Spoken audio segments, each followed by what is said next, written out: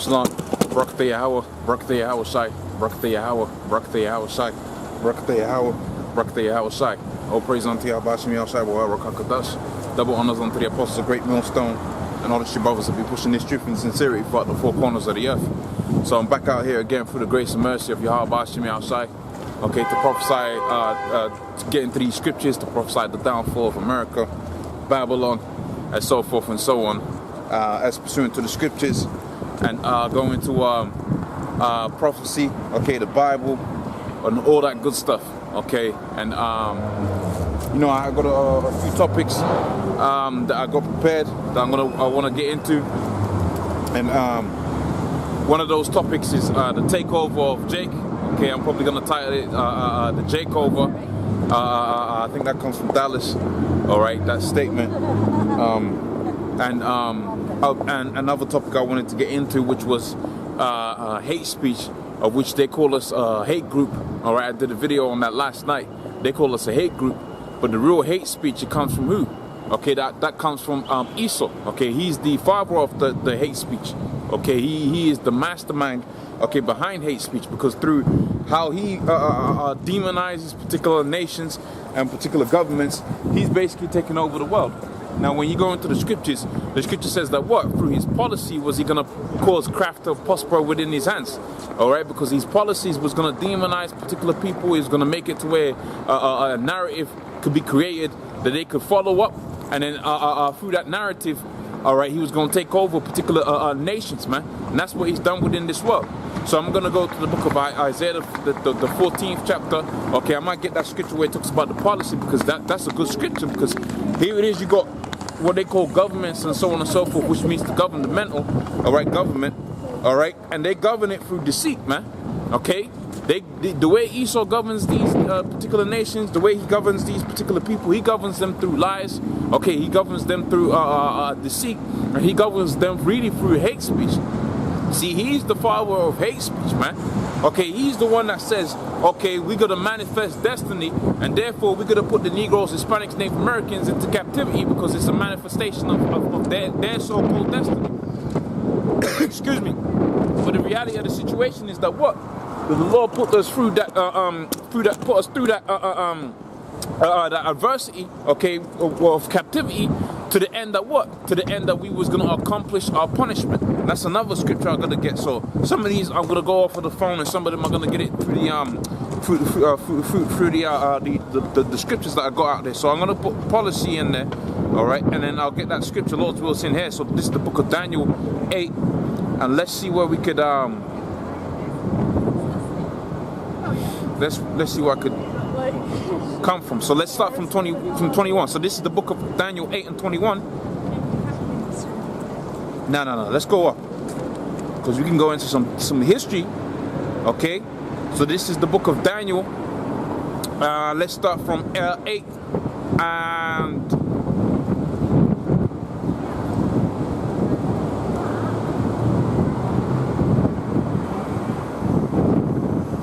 Okay, and 20, so it says, 19, and he said unto me, behold, I'll make thee know what shall be in the last end of the indignation of the appointed time, the end shall be, right? 20th verse, the ram which thou sowest, having two horns, are the kings of Media and Persia, right? So this is going into a prophecy, all right, Daniel, it was given unto Daniel, right? 21, and the rough goat is the king of Grecia, and the great horn that is in between his eyes is the first king. All right. Now that being broken, whereas thou saw four stood up, are four kingdoms that shall stand out of the nation, but not in his power. Right. And it says, in the latter time of their kingdom, when the transgressors are come to the full. Come to the full, a king of fierce countenance and understanding and dark sense shall stand up, and his power shall be mighty, but not of his own power, and he shall destroy wonderfully, and shall prosper and practice, and shall destroy the mighty and holy people, and through his policy he shall cause craft to prosper in his hands, and he shall magnify. Prosper shall prosper in his hand, he shall magnify himself in his heart, and and by peace shall he destroy many, and he shall also stand up against the prince of princes, and he shall be broken without hands. Okay, now that goes into a whole bunch of different topics, but I'm gonna keep it nice and simple. Okay, so you had it where you had the Medo-Persian Empire that stood up out of what? Out of the ashes was the Babylonians, the Assyrians, the Babylonians, the Medo-Persians, and then the Greeks. All right, excuse me, it's a kind of windy day, right? So pretty much once you had the Medo-Persians rise up to their prominence, and they had their time that was prophesied, the Mosai set it up to where what? The Greeks was gonna come in their place. Now after Alexander, the so-called Greek, all right, which was he was the rough goat, and he went to, if I'm not mistaken, he went to Hebrew scholars that gave him the confidence to come up against the Medo-Persian Empire, that basically told him that, look, you're that rough goat. Okay, so he had that what? That back, the backbone of strength, so you can mental fortitude, okay, intestinal fortitude to come up against the Medo-Persian Empire, which was known as a 1,000,000-man army. All right, and then he took him down. And out of his doings, pretty much you had it to where what? You had the 4 generals that came out of him that set up what was known as rulership over the known world. They divided the kingdom between them 4. And that's spoken about in great detail in the book of Maccabees. But I'll just hit the first one, okay, the first precept, the book of Maccabees, 1 Maccabees 1 and 1. It says, and it happened after the Alexander, the son of Philip the Macedonian, who had come out of the land of Shittim, had smitten Darius, the king of the Medes and the Persians. He reigned in his stead, the first over Greece. So he was a king, and he ruled the known world at that time. Okay, he took over what was known as the known world at that time, and he was doing his thing, right? Now check it out. It says, and he made many wars. This is prior to him being in rulership. He made many wars and won many strongholds, and slew the kings of the earth. And they went through all the ends of the earth, and they took spoils of many nations, insomuch the earth was quiet before him, and whereupon he exalted himself, and his heart was lifted up. So he got proud, man. All right, and just like how you got Esau in power right now, and he's proud as hell. All right, that's how you had the inception of their power, the beginning of their strength. All right, starting first and foremost with Alexander, the so-called Great. He was proud when he came into that position of power. Okay, so it says there, and he gathered a mighty and strong host, and ruled over countries and nations, right? And who became tributaries unto him, because when you're ruling the kingdom, and you gotta go, you're ruling what's known as the known world, right? So you look at Trump. Okay, Trump pretty much is like the king of what? He's like the king of America. That's why the scripture says what? The king of Babylon, right? So he's ruling America right now, right? But see, America has a lot of other nations in subjection. Now, how do you keep all of those nations in subjection and doing what you want them to do? Because you might have a country that's oil rich, and you want that oil to come up to America. You might have a country that's it's got gold resources, right? And you want that gold to be going out there into America, bananas and so on and so forth. Well, check it out. When you take the example of bananas, okay, and you go out there into Latin America, pretty much there was a government that was toppled over, and a vassal king was set up. All right, and that vassal king had it to where what? Had it to where the natural resources, especially in this question, the bananas or whatever, was still flowing into the Americas. So when you're ruling over a vast kingdom, you set up what's known as vassal kings. Okay, subject, puppet kings, so you can understand that do your bidding. Okay, and this is what it's talking about here. So it says, and after this, so he says, and this is the 4th verse, and he gathered a mighty strong host, and ruled over countries and nations and kings, who became tributaries unto them. So they was paying taxes. You know, he set up vassals, and sometimes he would have had the existing leader over there, but he would have had him as a vassal king to himself. And sometimes he would have set up puppet leaders. Okay, now one of the policies that they had out there that was heavily beneficial to the Greek way of life was to Hellenize the different nations that you had out there. So they will go through a particular land. Okay, they'll take their so-called country over, and what they will do is they'll go and they'll do a thing called Hellenizing the people. So they will strip them off of their so-called religion. They'll strip them off of their so-called beliefs. Okay, their belief system. Because if they had the people worship the Roman and the Greco-Roman way of life, then they pretty much had the people in subjection. Now this is where you get the history of the Jews, okay, the Israelites that were out there within the land of Judea that had their culture stripped off of them. Because why? Because you had the Greco-Roman way of life that was being pushed heavily, and that was a means of stripping, okay, the people's heritage in order to keep them subjugated underneath what? Underneath the Greco-Roman rulership. Okay, it's a simple thing. Okay, now continuing, it says this. This is the 4th verse. It says, and after these things, so this is the 4th verse, and it says, and he gathered a mighty strong host and ruled over countries and nations and kings, and they became tributaries unto him, right? It's 5th verse. And after these things, he fell sick, and he perceived that he should die. That's what we read out there within the book of Daniel, right? And check it out. It says, wherefore he called his servants, such was honorable unto him, and had been brought up with him from his youth, and parted his kingdom among them while he was yet alive. So when he was in rulership, okay, he had all of these resources, not all of these resources, but rather he had acquired all of these lands that he owned, right? He was ruling over them. And after he died, what happened? He had it to where the kingdom was divided amidst the 4 of them. Okay? Now check it out. It says, so Alexander reigned 12 years, and then he died, and his servants bare rule everyone in his place. And it says, and they all put crowns upon themselves, and so did their sons many years after, and evils were multiplied within the earth. Because through their policies, okay, they was gonna have it to where what? They was gonna have it to where evil was gonna be multiplied within the earth. Okay, these were the people that was gonna go through the earth. And in order to keep their power, they was going to have everybody Hellenized. They was going to have everybody following their customs, okay, their belief systems. And to the end that what? That if you didn't follow their so-called belief systems, you was going to be put to death, man. Okay, through that policy. Now let's show you the history of what happened to Judah, Benjamin, and Levi that was staying within the land of Israel when you had the Greco-Roman Empire come up and rule over them. And through that. In trying to keep their kingdom going, okay, and trying to keep their kingdom going, all right, pretty much they're like I said, they're the father of hate speech, because what they was doing is they was basically killing people they go a history of putting people to death in order to keep their thing going, man. Okay, now we're gonna see the example of what happened to Judah, Benjamin, and Levi, and then I'm gonna go and show you what the whole grand scheme looks like in terms of how these nations are gonna start, because Esau's things gonna be revealed, man. Okay, here it is now. Okay, they got the so-called public relations. They can change the narrative of this, that, and the third. But now you got it to where everybody and their grandmother's got a phone camera, and they're putting out videos of Esau exposing this man for the devil that he is, the deceiver that he is, and the father of lying, man. Okay, he's like you go to where they said, you know, you got these so-called Arabs out there, and they bombing the hell out of each other. But you're gonna find out pretty soon is that there's what's known as what's the word I'm looking for? There's a thing of what you know as mercenaries, man. There's a thing of what you know as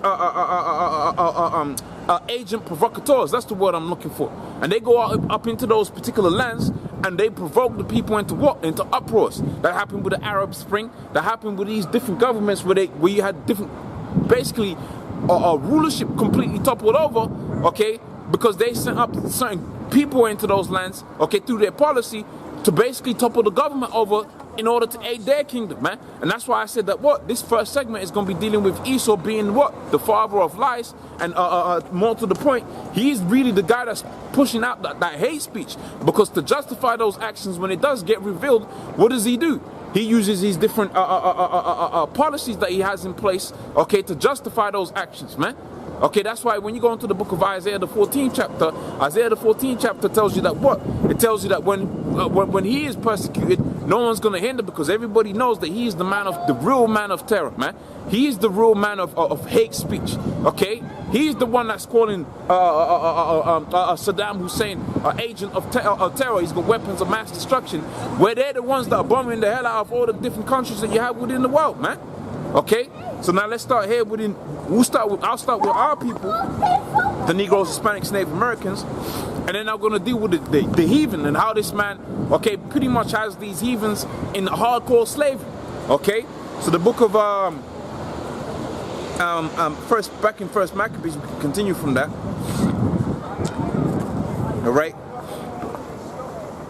And this is the book of First Maccabees.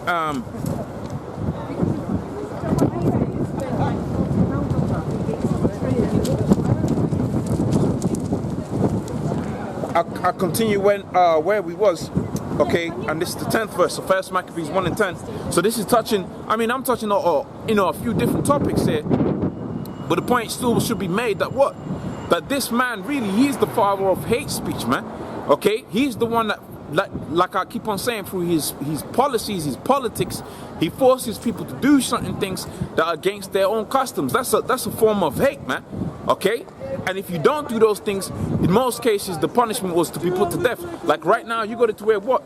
If you want to speak freely about things pertaining to the scriptures, all right, you're basically marked as the bad guy. But in reality, they call this what? They call this a God-fearing country, man.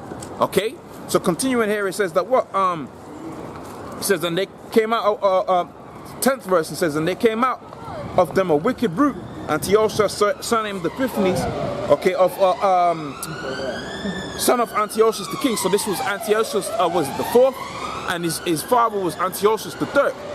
All right, obviously, and it says there, and who had been a hostage at Rome, and he reigned in the 137th year, all right, of the kingdom of the Greeks. And in those days they went out wicked men within Israel, who persuaded many, saying, let us make a covenant with the heathen that are round about, for since we had fought from them, we had much sorrows. So this device pleased them well. That's Jake. Okay, this device pleased them well, and certain of them were so far forward therein, okay, that they went to the king who gave them license to do after the ordinances of the heathen. And it goes on, it says, whereupon they built a place of exercise at Jerusalem according to the customs of the heathens, and they made themselves uncircumcised. Now the kingdom, when the kingdom was established before Antiochus, right, he thought to reign over Egypt, and he might have dominion over 2 realms. Now this is dealing with who? Now this is dealing with Esau, okay? Now you seen what Jake did. Jake was wicked, and they knew the covenant that the different treaties and the different pacts that had made with the king Antiochus III, and how they had problems with the surrounding, because you had uproars, man. Okay, you would have had uproars when certain things played out. Okay, you would have a treaty with a particular nation, a particular strong king. You ain't gonna have so much problems. Okay, you might be moving merchandise from one place to the other, but through treaties, that was gonna make it easier. All right, so they had departed from particular covenants and treaties, all right, because you had to switch around of kings or whatever, and you had it to where Jake was still heavily invested, okay, in what? In the Greco-Roman way of life.